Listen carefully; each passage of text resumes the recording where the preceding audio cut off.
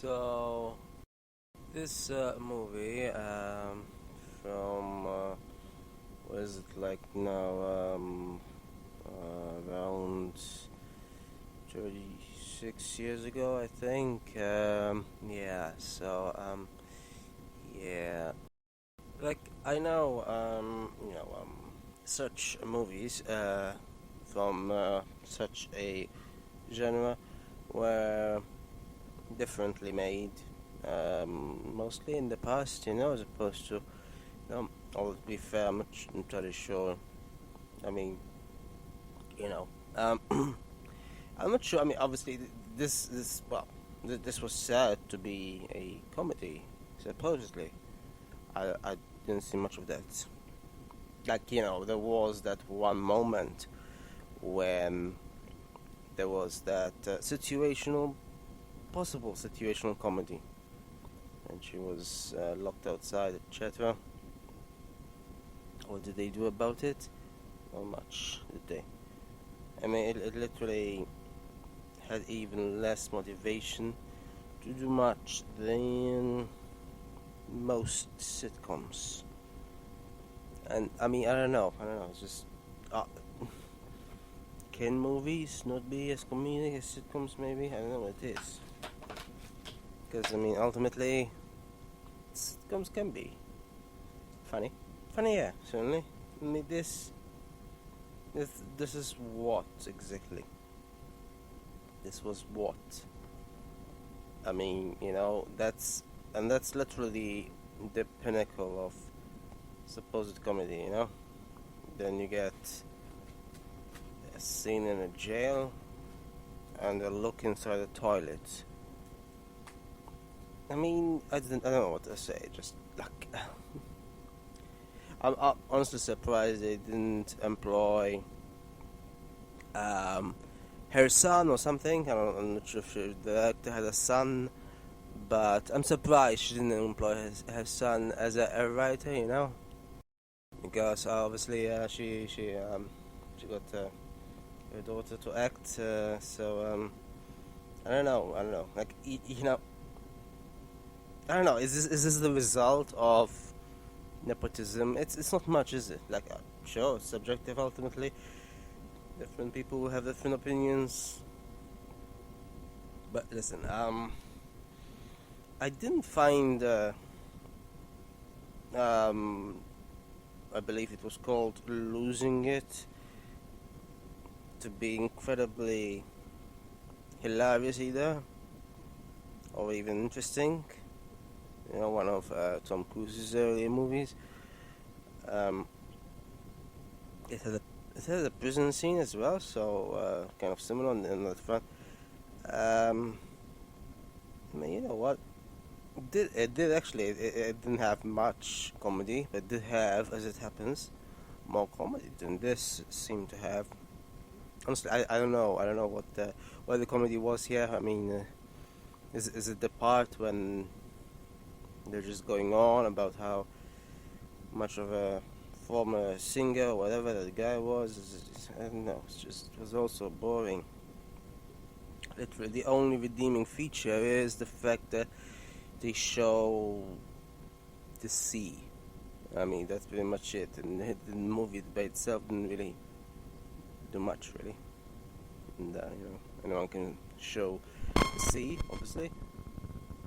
So I'm just saying, it's quite something. They really. So anyway, it's what I'm saying. I'm just wondering whether it's due to nepotism, because I don't know who else. And when it comes to John Cusack as well, I cannot believe. Like, I actually noticed. I realized who she was because they do resemble each other quite a lot.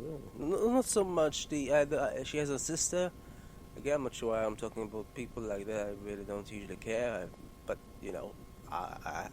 obviously, movies are a visual medium, so I could see her. Anyway, the point is, without even noticing the surname, I could tell. I mean, like honestly, I'm not sure if there was like a split second when I thought I mean, obviously they're not identical. They're clearly different people, but they do look similar, don't they? And yeah. Anyway, um, mm, Billy Fair brother, though, did go on to be much more involved in movies. He's assuming, yeah, he was in a early movie that he really didn't like much at all. 16 Candles. It's like, well, I think this is proof that bad movies, at least subjectively bad movies, aren't necessarily confined to the present, are they? And yeah, ironically, I know, as I was commenting about, um, you know, quality. Ironically, yeah, I have my microphone. Just decided to take a hike or something. No, this isn't. Uh, it's just I don't know. As a part of some here, like literally, when I was using. Uh, um, occasionally worked well, really clearly, as seen at the beginning, and then suddenly not. And what's the point of this? And now I know this other one here isn't uh, brilliant either, but it seems to be more consistent. So consistent like this, So whatever. Anyway, until I get a new one, because I used to know. Uh, I used to have a pair of headphones with a microphone that seemed to work consistently and with high quality as well. So high quality than this. Headphones don't normally have. This does happen to be a microphone from a headphone.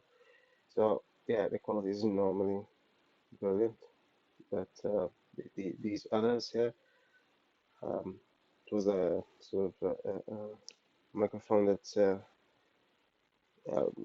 I jumped it out, so not exactly integrated with this one. Anyway, as I was saying about this movie, um, it bored me certainly. Uh, although not quite as much as well, yeah, it's fairly boring. But ultimately, I mean, maybe one redeeming feature besides, I guess, this series is just now it goes to like I don't know, a more inherent sort of thing inherent to the movie itself, that is. Well, it's not much really, but I'm guessing it could just be regarded as a sort of relic of its time. Not that there weren't better movies back then as well. In terms of atmosphere, it could be regarded as a sort of a relic of the late 80s, I suppose.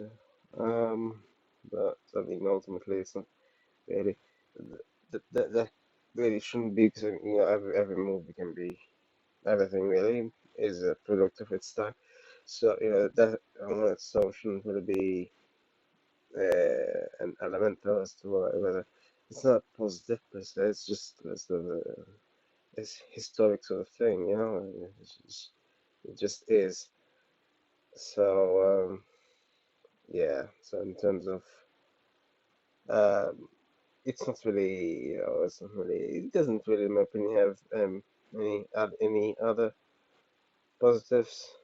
You know, it was, yeah. And you know what's funny though? The thing at the end there it was said.